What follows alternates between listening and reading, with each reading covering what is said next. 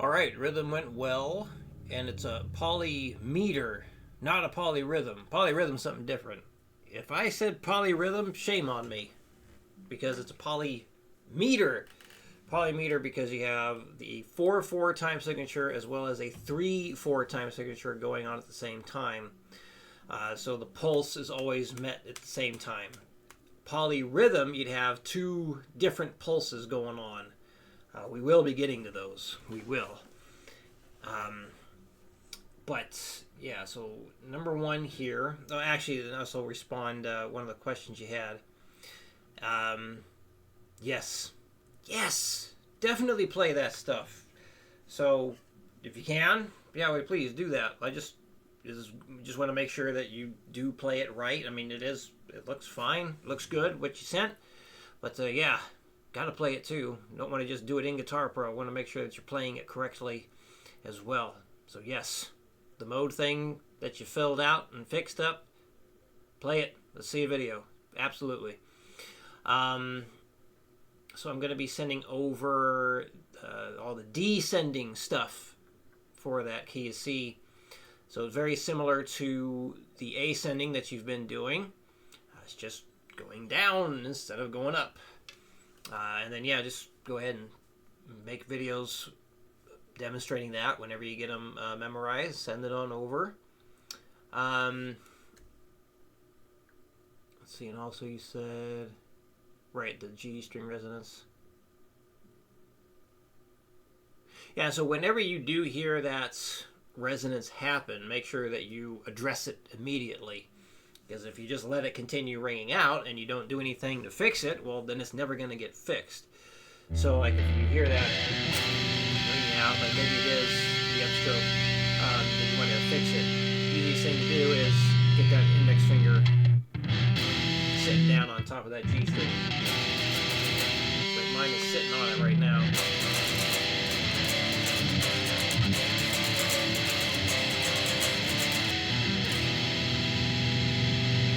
Index finger should be muting that out. If you have that way up on the tips like that, then you run the risk of it ringing through. So you gotta bring the index finger a little bit flatter in order to mute those higher pitched strings. But yeah, sounding good. Good to see that you're getting that stuff memorized really fast. So that's excellent. That's way faster than I've seen anybody else do so far. Very good, very good. And glad that the connecting the scales on the different strings like that is helping you see stuff better in new ways. So excellent. Okay, so let's get into the new stuff here. Another pretty challenging rhythm combination here where two down beats are not being played on, and the two down beats you don't play on change each bar. So it's really these four bars that establish the full rhythmic pattern, and these four bars use a lot of tied eighth notes to show where all the downbeats and upbeats are. And then, because you're probably going to see it written out like this if you get tabs online, we use quarter notes as much as possible instead of the tied eighth notes. Obviously here we have to use tied notes because it goes across the bar line. So yeah, saying what you play here, really important. And, you know, like again, like 60 to 120, say it out loud. If you can keep saying it past that point, definitely do so. As I believe you have noticed, it helps. It helps. When you're going faster, really helps make sure that you're getting it right. So the chords we got here, starting with your basic 3-string power chord. So here's a great reason to use 3 fingers on these chords, because it's easier to spread out into that suspended second shape. Although some people end up using the middle finger anyway, because they can stretch more easily that way. But if you can, and just use your, keep the ring finger down, it's a nice easy transition for those for that. Anyway, so yeah, just go into B5, B6 2, shift that down. There's more chord shapes that actually work well with distortion. A5, down G5, E sus2, up to the A sus2, A5, A5. Alright. Here we go. 1, 2, 3, 4. 1 and 4. 1, 2 and 2, 3 and 3, 4 and 1 and 4. 1, 2 and 2, 3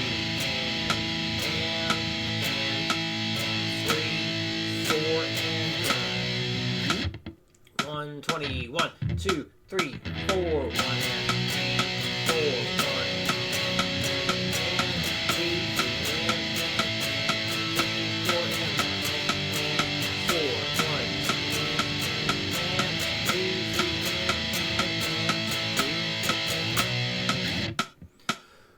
180, 1, 2, 1, 2, 3, 4.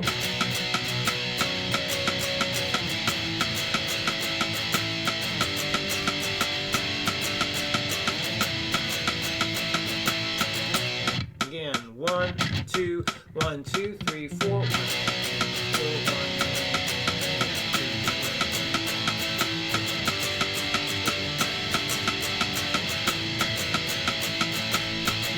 There we go. Wait. Yeah, 240. 1, 2, 1, 2, 3, 4. Again, 1, 2, 1, 2, 3, 4.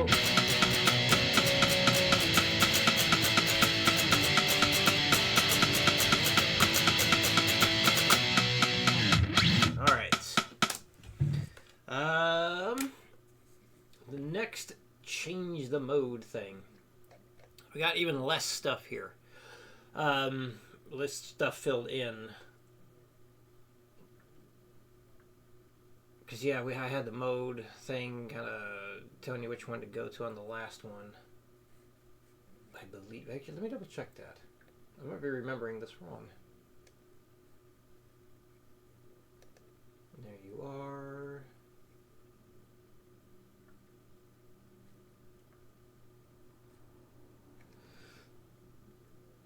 Now, hold on a minute. Uh-oh. I'll give you that one. I must have saved this in the wrong spot. Hold on a second. Hold on. Sorry.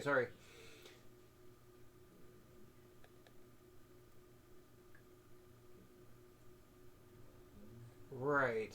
That's not the one with the chords.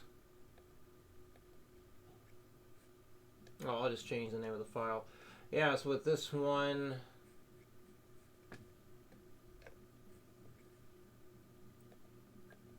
Weird. Okay, I label things funny. But no, that was the right thing. Well, they with one interval change. I see what I did. Got it. That was a completed one. Okay, so I had all the mode names in there already. Got it. Yeah. So this one, the new thing, it does not have all the mode names listed. So I want you to put those in so you get in the habit of doing that. It's good practice. We're also going to go in reverse, so you can definitely reference anything that you have so far. So, got the E Locrian to begin with. So this one is going to sound better clean, because you're going to have everything ringing out together. So make sure you do this clean, and when you make your video for this, you're playing it clean as well. So, what's might be tricky here is trying to think, well, how is this stuff structured? What are these intervals as you're going backwards, you're going down in pitch?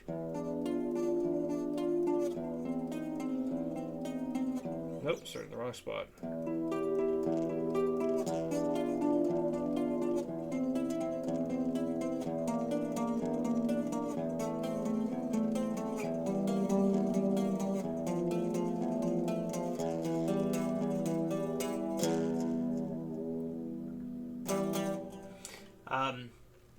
So what you could do is like write out the notes and then line up what the intervals are with that. So obviously E is going to be the 1 here. And that's just an octave of the E right there. So you got to figure out like, well, okay, well, what note is that? What interval would that be? And this way you can more easily change the new mode. So with this one, like I mentioned, we're going backwards. So first, the last thing we started with Lydian, and then we changed one interval to get to Ionian, and then one interval to get to Dorian, and then one interval from Dorian to no, I said that wrong. We changed one interval from Lydian to get to Ionian, changed one interval to get from Ionian to Mixolydian, changed one interval to get from Mixolydian to Dorian, and so on. So now we're going to go the other way. So now you're going to change one interval in Locrian to get to Phrygian. And then you change one interval from Phrygian to get to Aeolian, and so on. So you're going to change the key signature, just like you did on the other one, and input the mode name. Now, let me show you here, Windows, I don't know what Mac is, I can never remember. I had a few students who use the Mac, but I cannot remember what the heck the command is.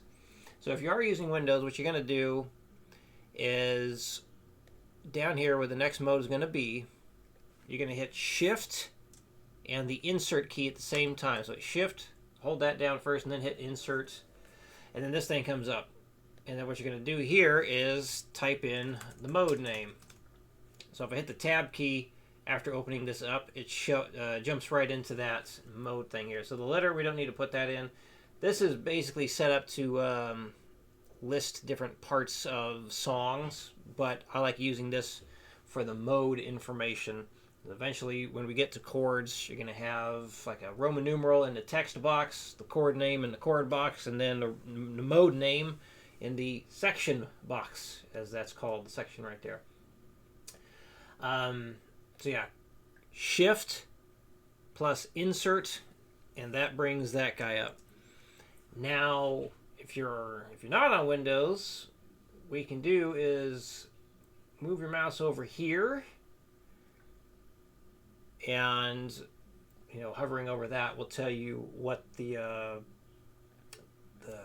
hotkey is, or what you need to hit on your keyboard to make that box come up. Of course, you can just click on that anyway. That's another thing you do, just click on that. But I like using the keyboard shortcuts to save time. But yeah, just right there, that is what you need to hit in order to bring that box up, or just do the keyboard shortcut. And then input. So it's always going to be E something, because everything is starting with that E note. E is the tonal center. And then, yep, you'll just change the key signature to the appropriate key. So, yeah, lots of stuff going on here, because we got the little chords happening.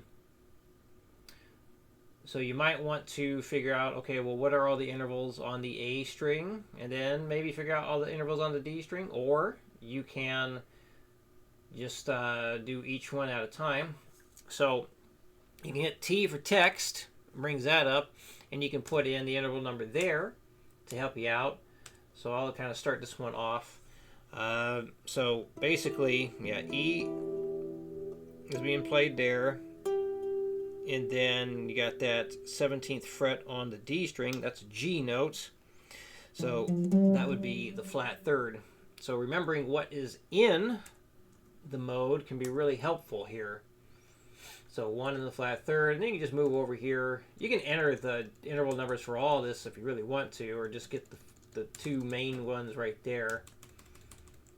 So this here, this is where it can be kind of easy to figure out, is like, well, you're just moving down one thing in key, or one thing in the mode. So if that was the 1 on the 19th fret, this one has to be the flat 7. And so with that other one here being the flat third, we go down one note, Now it has to be the flat 2. And so if that is the flat 7 right here, go down 1 note. That has to be the flat 6. And then with this being the flat 2, we go down 1 note. Well, we're back to the 1. So that's an octave right there of our root note. And then if that's the flat 6, we go down 1 note. That's got to be the flat 5. Because again, we are in Locrian. Locrian's got a flat 5. And then this one would be the flat 7. And so on. So yeah, you can do that to help you out. You can visualize things a little bit easier by inputting all that information into Guitar Pro. I'll go ahead and leave that there so you can kind of get started with it. But yeah, definitely writing things down, typing it in there, it's a very helpful thing to do. I will still write things down if I'm ever looking at something that's like a chord or interval combination I don't usually see or use. So instead of trying to figure out in my head, I'll just write it out because it's just a better chance of getting it right. So yeah, there's nothing wrong with writing things out, referencing material that you have. Especially when I started teaching. God, how long has it been now? 15, almost 16 years. I reference stuff all the time. So I wanted to make sure I was getting it right when I started doing this whole thing. So yeah, nothing wrong with it. Nothing wrong with referencing stuff at all. In fact, it's a good thing to do. It's smart to do. So reference your stuff. Write it out. Use the guitar to help out. And yeah. Yes. Video demonstration of this as well. Okay. Any questions come up, let me know. And I will see you again in your new videos.